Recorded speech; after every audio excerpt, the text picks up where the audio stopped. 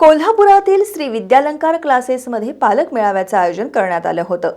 या मेळाव्यात चालू शैक्षणिक वर्षाच्या नियोजनाची आणि वर्षभरातील उपक्रमांची माहिती पालकांना देण्यात आली।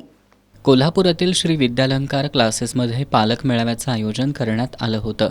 क्लासचे संचालक प्राध्यापक शिवाजी सावंत आणि नंदिनी सावंत यांनी उपस्थितांचं स्वागत केलं। यावेळी शिवाजी सावंत यांनी चालू शैक्षणिक वर्षाच्या नियोजनाची आणि वर्षभरातील उपक्रमांची माहिती पालकांना दिली।